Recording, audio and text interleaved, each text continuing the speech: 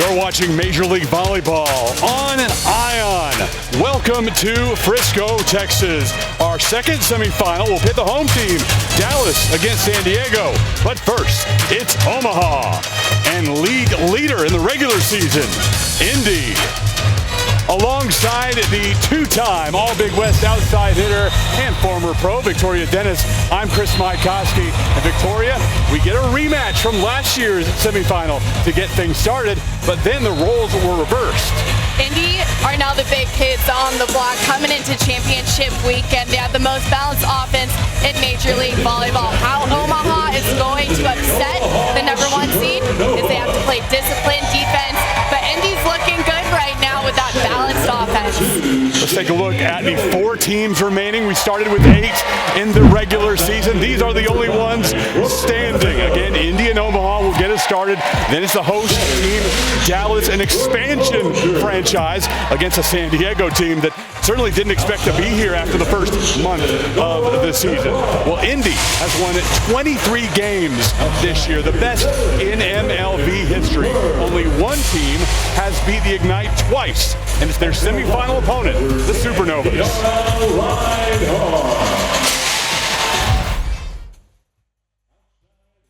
I love the matchup. I love playing Indy. I think there's kind of grown this sense of rivalry almost between us and them. We've played them 4 times and it's went our way a few of those times. So just taking what we did in those games and transferring it to this game. Matchup with Indy is obviously going to be a really good game. They're a great team. We're kind of just going in with like the underdog mentality and just moving forward with just how gritty we can be.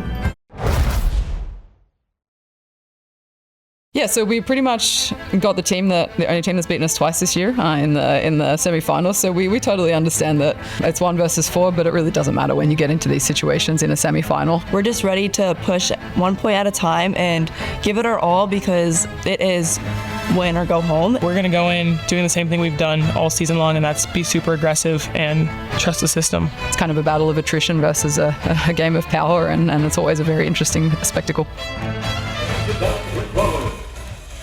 We look at the tail of the tape. Indy has the fastest, most complete offense in Major League Volleyball. The league leader in kill percentage, assists, and points. So Victoria, Omaha cannot match Indy statistically. The Novas are going to have to find ways to disrupt the Ignite. Omaha's won 3 of the last 4 matches coming into championship weekend, but both Indy and Omaha haven't seen each other in a month. That's a lot of time in the practice gym to round up those X's and O's and really get 1% better. Omaha has to solidify middle back defense. Both of their outside hitters have to be present on defense, and they have to push Indy off of the net, get them out of system, and convert in transition. Well, Indy is led by its Fab 4. Here on ION, we have our Fab 3. Paul Sunderland, Holly McPeak, and Madison Fitzpatrick have the call of our first semifinal next. Major League Volleyball Championship semifinal. We are all square through 2 sets between Omaha and Indy. Chris Mycoskie with Victoria Dennis. And Victoria, I guess this shouldn't be any surprise as these teams split in the regular season, both getting 2 wins apiece, and now tied at 1 set apiece so far. It's everything that we expected to see in championship play. Omaha came out guns a-blazing. Their middles look solid, blocking both ways, both pins, getting up in transition. Indy had to put a little bit of gas in the tank to get their side going in transition, but they did, thanks to their passing. Yeah, we take a look at those passing numbers and break down exactly how teams accomplish this in the first 2 sets. Every coach will tell you this is where championships are won. Take a look at the passing accuracy for Omaha. That mid-range, batting about 55%. And that's in system for me, in my opinion. Good setters can make plays in system. Passing accuracy here for Indy. They're targeting zone 18%, mid-zone 64%, but they were upping that mid-range zone and being okay with those medium-sized passes, and they're able to up that hitting percentage, hitting .333 in set number 2. Omaha's hit in the 100s in the first and second set. So that passing having a direct correlation, giving the Ignite that opportunity to up that hitting percentage in the second set. Well, Omaha has the championship DNA, but they are the underdog. Indy, on the other hand, a record-breaking season this year in Major League Volleyball, the most wins ever in the regular year, and we knew that they would come back to life here in set 2. Sarah Parsons has been on fire. She is one of the many reasons Omaha solidified their spot here in championship weekend. Parsons finding ways to score in transition and serve receive, not only in the front row, but the back row. She is an offensive weapon, getting her feet to the ball every single time. Azani Teeler is lights out for the Ignite. She needs to get going a little bit here in set number 1, but they were able to find her in set number 2. Mia Tuaniga, perfect set location, going against the flow when given the opportunity to find Teeler and score points. Teeler's going to continue to challenge that big block of Omaha. Yeah, the Teeler takeover got underway there in set 2. She's a local product, plenty of fans backing her tonight in Dallas. Set 3 on the way in Frisco. This is Major League Volleyball on ION. The celebration is underway in Frisco, and I imagine back in Omaha as well, as the Supernovas have advanced into the championship final, upsetting the number 1 seed, Indy Ignite. Let's make it official. Let's look at the bracket where Omaha has advanced. They will play at 3 o'clock Eastern, 2 o'clock Central against the winner of our next matchup between Dallas and San Diego. Thomas Robson joins us now. I'm Chris Mycoskie with Victoria Dennis and Coach. Wow. On April 7th, when you were elevated to this role, I'm sure you hoped you would be in this position. Did you really think that you guys could be here? Absolutely. I think that's the part is, before I was in this position, I knew that we would be here. The belief in this team and the depth that we have is incredible. They really need a cheerleader, and that's what I'm here for. I'm here to guide them. They trust me, I trust them wholeheartedly, and it showed tonight, so I'm just so proud of them. You can see that trust from day one. You've been a part of this program for 3 years since the birth in Omaha. Walk us through. This was a barn burner every single set. What's the dialogue like when it's tight, 13-13, 14-14? What are you telling your team? Well, if you see the stash, it's a whole joke that I've kind of been going. It's a playoff beach buzz. I understand it's ugly. It's for the team. And my whole motto is keep it light. Don't make a game bigger than it needs to be. In there, I was like, we're having fun. This is what we want to do. We want this to come down to 2-3 points. All you have to do is be 2 points better than the other team. In set 2, I believe it was, we easily could have folded at 18-13. We didn't. That's not our motto. We locked in. We honed in on our blocks and defense. We converted the long rallies. And then again, after that set 2 loss, you really could have felt defeated going into set 3. You don't. You lose set 3. We're still not defeated. We still have the belief. Every single player. We used our bench. That's what they're there for. They're professionals. They come in on short bursts and they do their job, and I'm just incredibly proud of them. Sarah said it to Madison, and you said it again to us as soon as you got up here.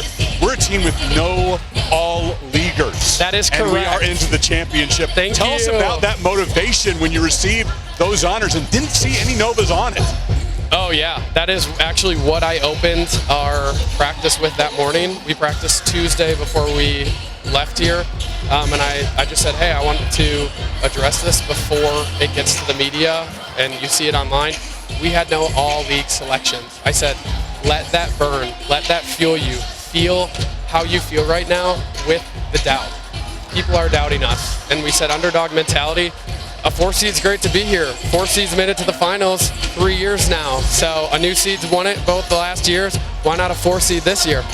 Playing with that chip on your shoulder, you said that if your team earns 12 blocks, you would win this game. You earned 13. Yeah. What did defense practice look like the last 7 days for Omaha? Oh gosh, since I took over, I tried keeping things very much the same. We went 0-2, and I thought I had this conversation with actually a very young coach. He's like 16 or 17, and I'm mentoring him a little bit, and he said, you weren't confident. You got to go out there and you got to be the confident coach that we know you are. And that really resonated with me. A 16-year-old has the ability to say that to me. So I kind of did a little, I won't say soul searching, but I definitely took a step back. And I was like, all right, if we're going out my way or the highway here. And so we converted an old drill Bert and I love doing the past 2 years called blocks and digs. It's hard, it's taxing. The only way you score is a perfect dig, coach's judgment, or a terminal block. And so that's what we're seeing out of this. We're going to have Janice Liao up here on the desk with us after you're done. So I want to, tee it up. Let's talk about her. She's incredible. She's one of the best athletes in this league. She can have such a high ceiling. It's all about, can she transition off the net? Can she feel big? She's one of the tallest players here. We say you need to step out on that court with that confidence. Don't get shy, don't shrug, be a beast, be Janice, right? I call her Jan Dog all the time. So you'll have to throw that in there. But she was incredible. Again, she was steady for us. I'm so proud of her. Talk about the middle blockers and her at the helm of this role for Omaha. The middles were working pin to pin. Middle blocker, my take, hardest position on the floor. I mean, you're an absolute worker horse running back and forth. Then you have to get off to transition fast and be a big physical presence.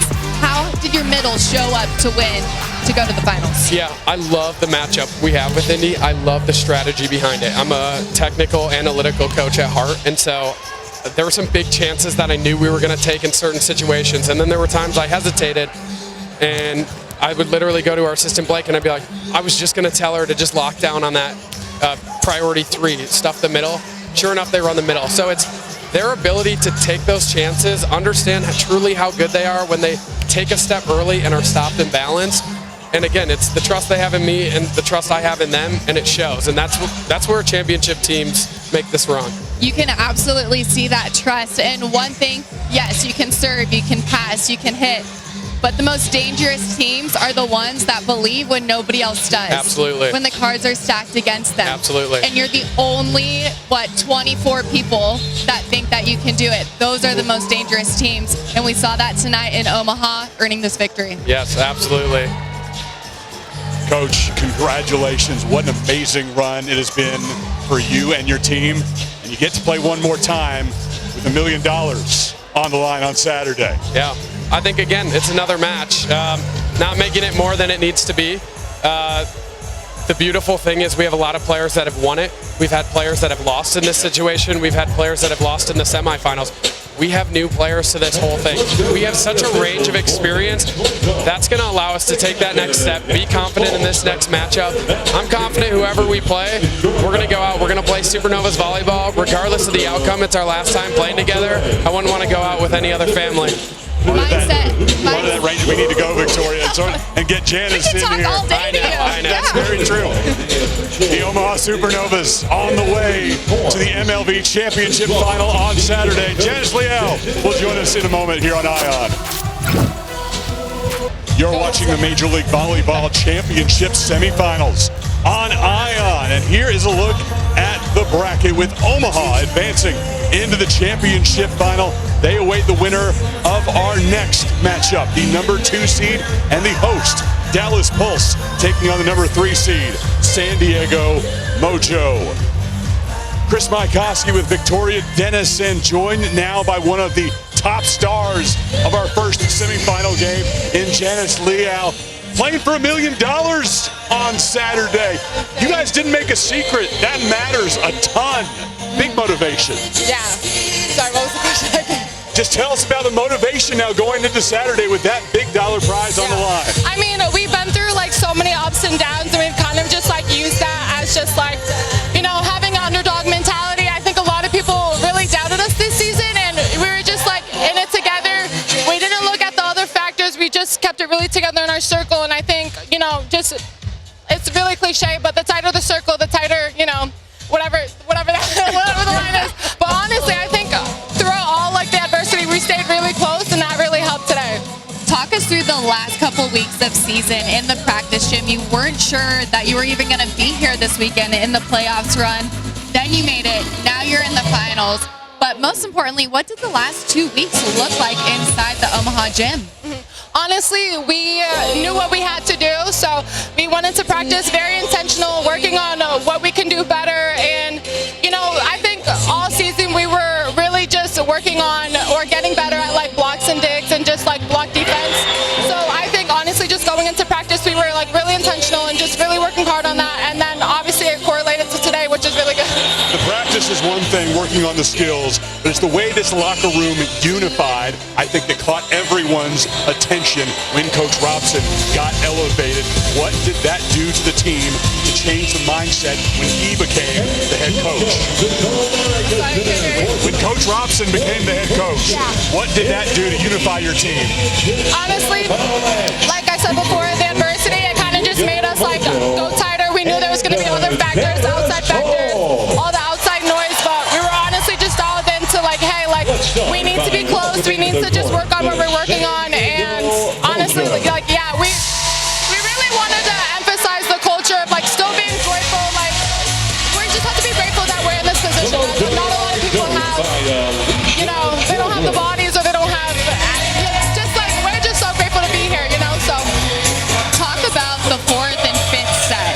Heading into the fifth set, what was the mindset in the huddle? What was the dialogue between teammates? We just knew that we had 2 more sets to win, you know, so working hard, being really intentional and being really intense and just aggressive. Like we wanted to treat every point like it was the last point. Just being really aggressive. Janice, congratulations. Thank you 10 so kills much. tonight, a 471 efficiency to help her Supernovas get into the match for $1 million on Saturday. We'll set the stage for Dallas and San Diego in our second semifinal next on ION. Dallas and San Diego getting set for semifinal number 2 at the MLV Championship. We're inside Comerica Center in Frisco, Texas. Our Madison Fitzpatrick took to the floor yesterday to just show us about the amazing attack height that some of these athletes are showing us. Thanks, guys. Well, now we're going to look at the attack height in which some of these athletes are attacking the ball, contacting the ball, and swinging over the net. Look at that. Over 10 feet. Now, this net, for context, is 7 feet 4 inches and an eighth. So some of these athletes are attacking just under 3 feet above the net. And just for some context, look at how high they're attacking the ball. You'll see players like Lecator member Mena and Sofia Maldonado Diaz attacking from that height up and over the block. And then here on the right side, you'll see players like Ajani Teeler attacking this high over the net. It is such an advantage because you can swing high over the block, grab some fingertips, and you can create so many angles for yourself when you're swinging that high. But what a good representation of just how athletic, springy, and the verticals we have on our MLV athletes. As and thanks, and we saw 4 different Supernovas getting double-figure kills in that first semifinal. We were sitting watching the match together, and you kept on punching me, amazed by some of this effort. Oh, the athleticism is unbelievable by these professional athletes, and we just got the lowdown about how high this net is as an obstacle that they have to hit over and manipulate a moving object while they're also a moving object. I mean, it's absolutely insane. The geometry, the physics of the game of volleyball. And the serve, of course, makes all the difference in the world. Let's go back to Madison on the court. This is from yesterday to show us a little bit about the zones that these servers are attacking.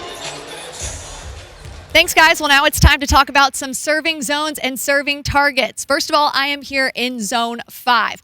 In Zone 5, the outside hitter is pulled back to pass. So a lot of the times you'll see teams target this zone because they want to overload the outside hitter. They want to force the outside hitter to pass to attack. And sometimes for outside hitters, it lowers their hitting efficiency and hitting percentage when they're getting targeted. So Zone 5, that's why you'll see teams serve here.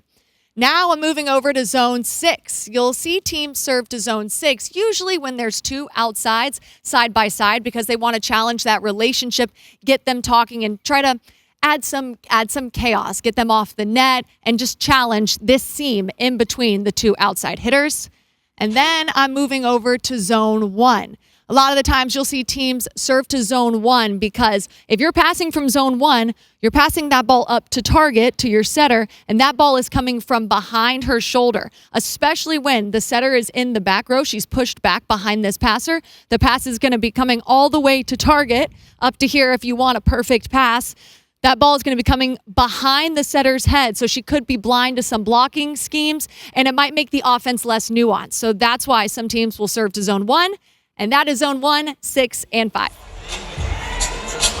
Victoria, Omaha only had 4 aces in that match, but it's really not just about that number. It's about creating chaos with your serve. Exactly. Service zone sets up the entire play, and if you take a peek at the sideline, you'll always see a coach giving a service zone or maybe a seam, serve in the 5-6 seam or the 1-6 seam, because then you can manipulate that team's offense and run your defense. Well, of course, MLV Championship weekend is the biggest holiday, right? No. Sunday is Mother's Day. Don't forget about that. And Madison is talking about one of our Tide volley moms here this weekend. Probably one of my favorite Tide volleyball moms of the weekend. Now we're going to highlight Holly McPeak, who's the analyst for this match. She's an Olympic bronze medalist, AVP pro, played at UCLA, national champion. She is everything that you could want out of an athlete, and now she's an analyst for ESPN and MLV, so a true professional on the court, off the court. And look at her son, Leonardo, who takes after his mom. He's a cross-country and track runner, super fast, so shout out to Leonardo. And Holly McPeak, you're a wonderful mom. Happy Mother's Day. I know my mom's watching. I know my wife, mom of our kids, is watching tonight as well. Happy Mother's Day to one and all. Gifts have already been purchased. Don't have to worry about that. Let's take a look at the superlatives in Major League Volleyball. Those were named on Tuesday. We just heard Coach Robson mention that none of his Supernovas were on this list. The Fab Four for Indy were. And we also get to see a pair of Dallas players in this next match, and one from San Diego that are on the All-League first team. Victoria. Maren Groh is going to be so fun to watch in the middle. She's an absolute worker horse, not to mention Collier and Maldonado Diaz on the pins for Dallas. Man, it is going to be a battle with all 3 of those athletes trying to punch a ticket for $1 million. Amy Collier, in her rookie season, racking up one of the biggest honors the MLV has to offer, the outside hitter of the year. Remarkable, the transition she made so quickly from NCAA into MLV. Collier, the rookie out of Wisconsin, coming in and earning 4.52 kills per set. That is really hard to do, not only as a rookie, but with a brand new franchise with the Dallas Pulse, building a team from the ground up, and she was a plug and play kind of athlete. What a great addition to Dallas and MLB. Dallas in the playoff, hosting the playoff here in their inaugural season. Pulse, Mojo coming up. We'll set the scene next.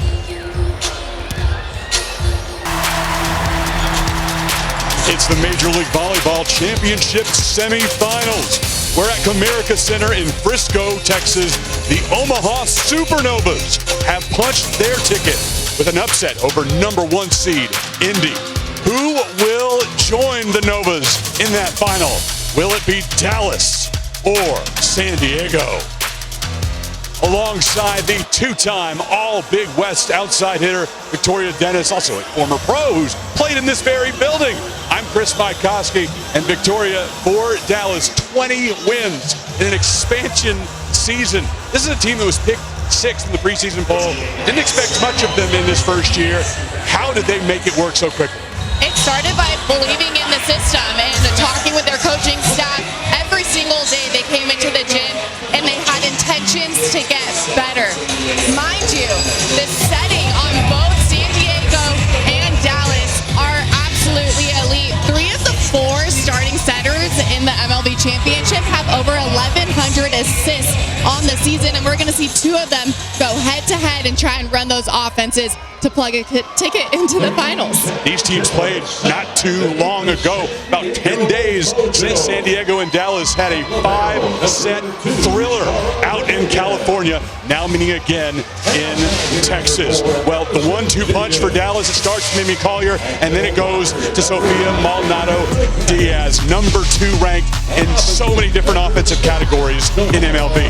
Maldonado Diaz has stepped in as a leader and a go-to offensive threat. Second in the MLV in points percent, kills, and kills percent, because she's continuously getting her feet to the ball, running different routes. And that really helps middles as well be able to expand that offense and have more one-on-one opportunities. Lane Van Buskirk, the middle for Dallas, went down to injury. Dallas trying to plug that hole. As for San Diego, they started the season 1-6. Could have folded at that point, but the Mojo were forged through that fire. They won 14 of the last 20 together. San Diego Mojo. We can't stop talking about it. I think because it's so strong and it's so good. I think that's kind of our superpower is we enjoy each other and we want to win for each other. There's no individuality on this team. We genuinely are a family, and we all just really enjoy being on the court together, but at the same time off the court. We have built like great relationships with each other and do so much together. And we're never going to give up. It doesn't matter if we miss one ball, we're gonna get the next one. I think that's what created our season. It's a little bit of an underdog story. I think we were ranked to get 7th in preseason, and so our resilience and our leadership with Alicia has really brought us to where we are. There were really low expectations for us, and I think we've exceeded expectations, and it's because of our culture. It's because of the care, the relationships built with the athletes, and their commitment to getting better each and every day in the gym. It's the grind you down defense of San Diego and the high octane offense of Dallas next on ION.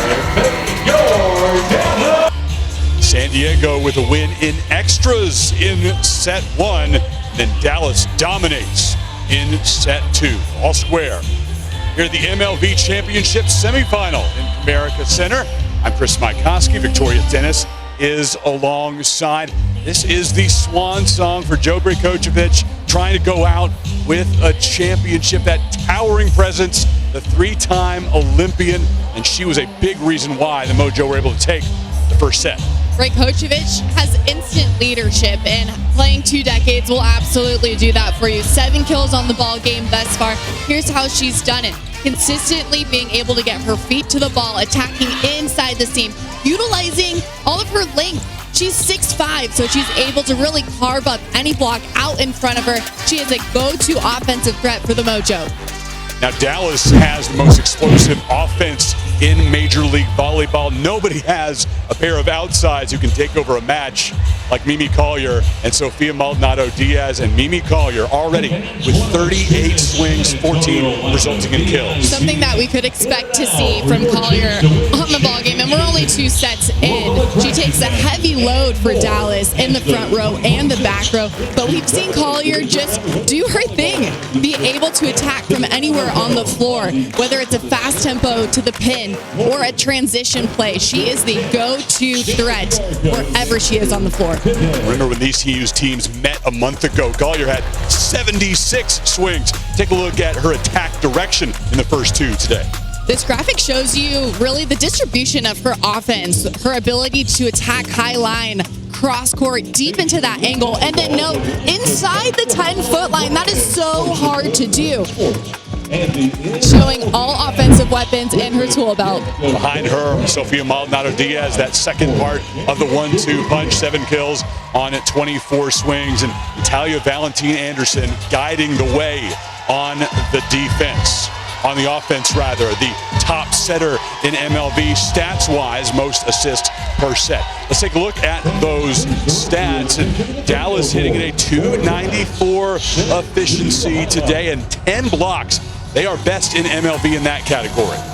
That's impressive, especially because last time these 2 teams saw each other, Dallas had 12 blocks, so they're really locked in on defense. They're trying to outdig and outblock San Diego, which is one of the best, if not best, defensive teams in Major League Volleyball. That's exactly how they punched their ticket to the championship, was leaning on San Diego's defense. Dallas knows this. They know that they're going to have to outplay them on that side of the ball defensively, and they've done that. Paul and Holly, along with Madison roaming at the sidelines. We'll have the call of our 3rd set next. You're watching the MLV Championship on ION.